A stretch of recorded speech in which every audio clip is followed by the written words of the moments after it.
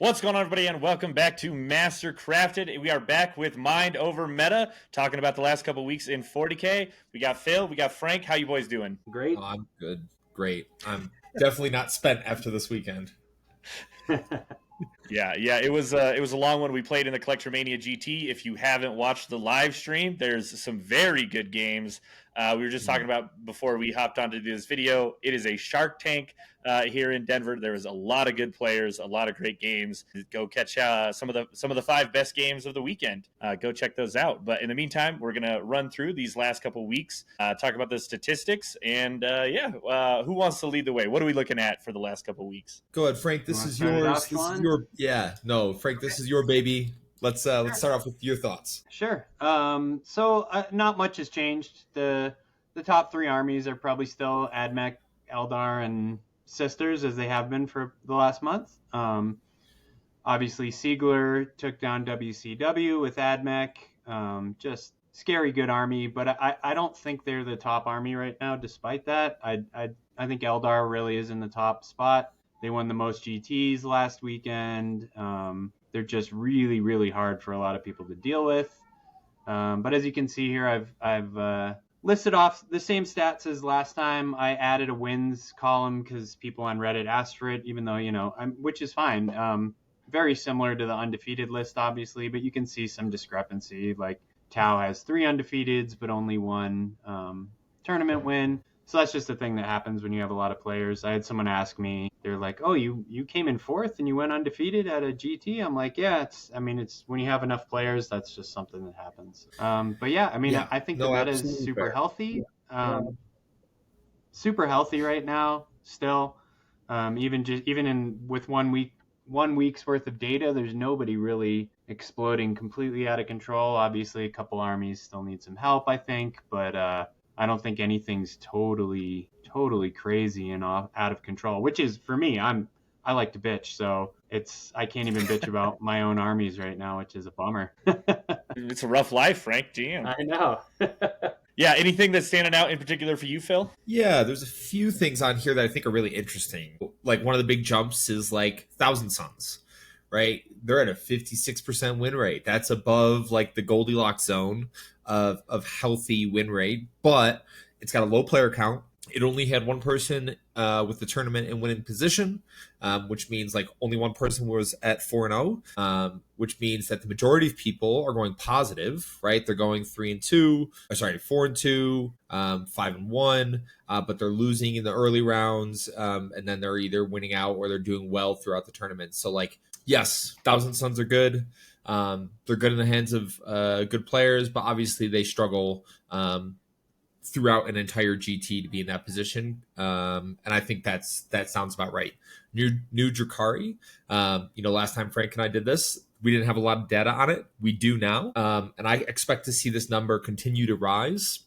Speaking to our Drukhari experts in the community and individuals that I know, like, it's got the tools. It did well at Worlds. It's definitely a high skill cap army, but as players get better and better with it, I expect to see that number rise as well. Emperor's Children, that win rate is obviously buffed up by a certain individual at Worlds, but yeah, John Lenn's pretty good at 40k, so is what it is. The one thing that does make me a little sad is GSC.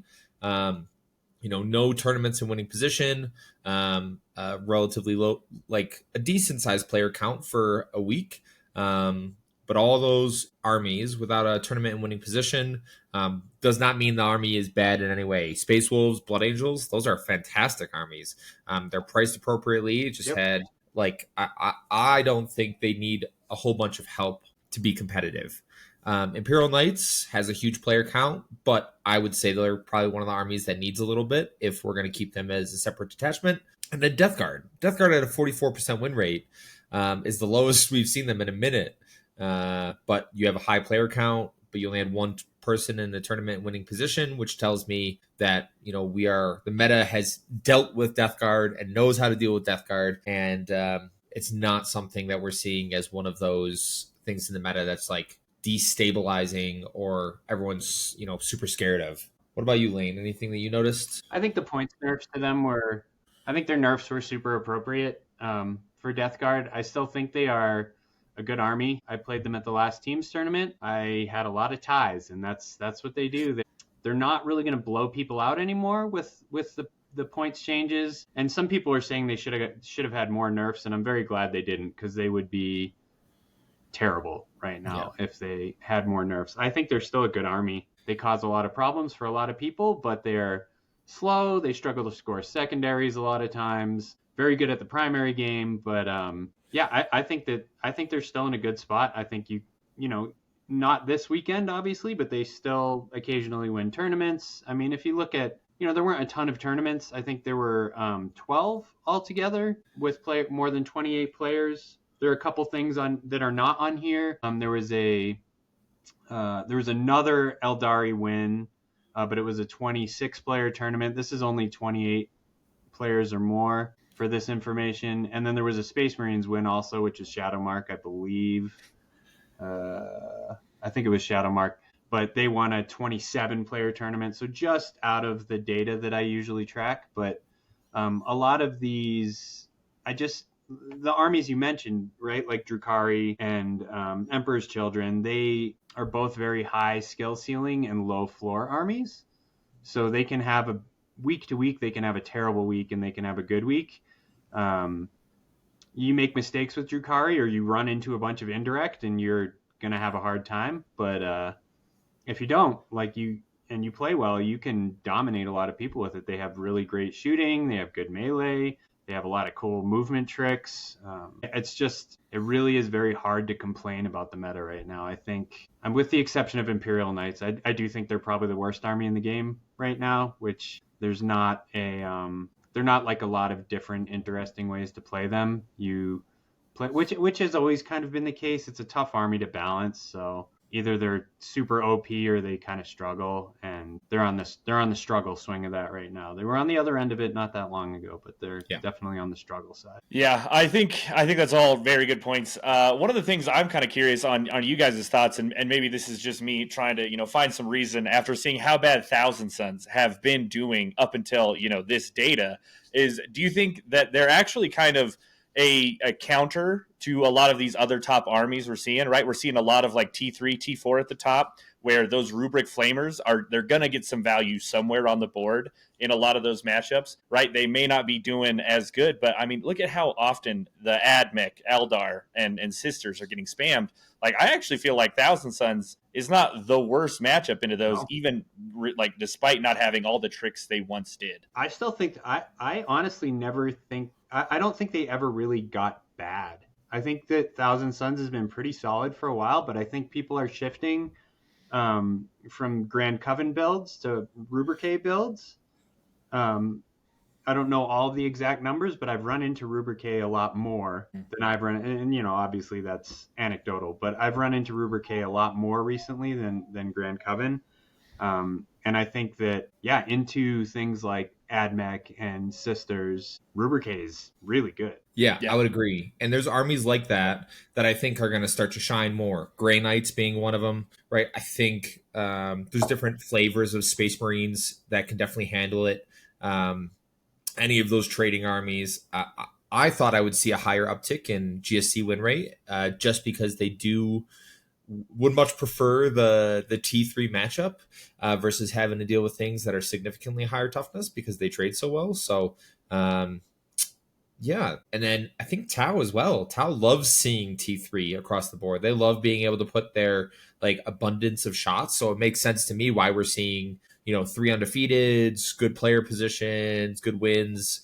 So I think there's a few armies out there that kind of like the new meta. Yeah, the popularity of Shadowmark is certainly very good for my Emperor's Children. Like, I love that match.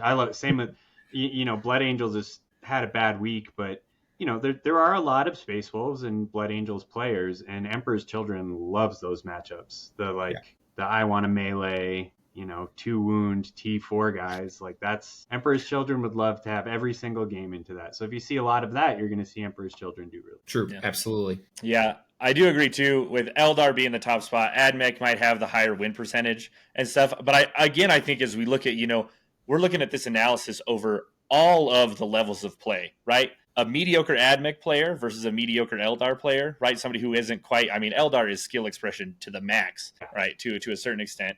And AdMech is still just very, very strong. They're going to win a lot more mid-table games versus Eldar, who is 10 in winning positions out of 55. That's insane. That is so many. I mean, it's about the same as the AdMech's 9 out of 40, but holy cow, like that's oppressive. Yeah, you're talking about 12 tournaments, and you've got 10 guys with tournaments in winning position. You have 4 out of 12 tournaments won by Eldar this weekend. Yeah.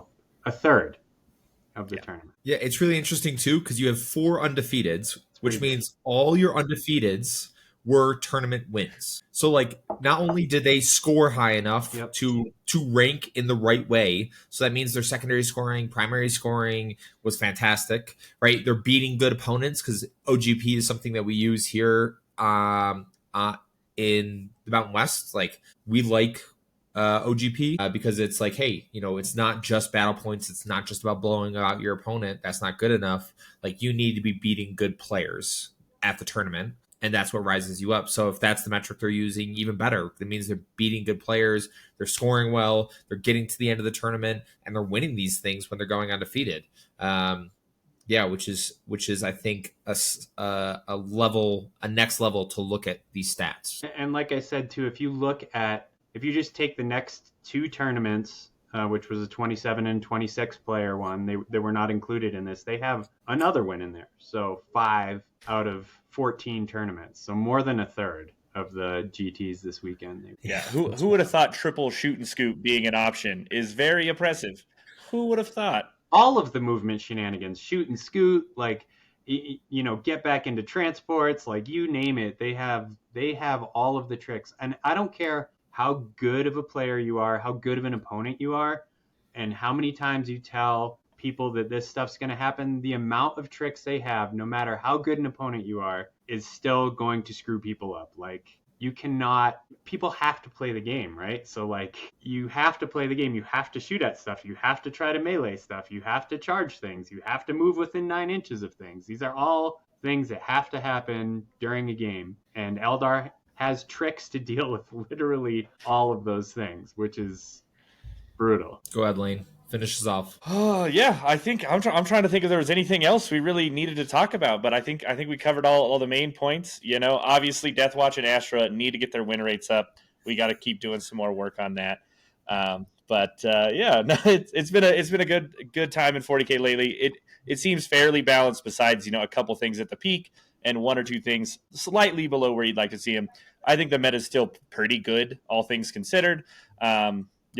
But we'll keep an eye on it. We'll keep coming back with more mind over metas to give you guys our thoughts. And don't forget, you guys gotta go check out the streams now. We got all kinds of stuff. There's always more to come here at Mastercrafted as we continue to grow. So keep checking us out. Like, subscribe, tell your friends, and join that Discord. We'll talk to you guys about whatever 40k topic you want. Yeah. So in the meantime, don't forget, victory is a given. It's forged, and it's forged right here on Mastercrafted. We will see you all next time.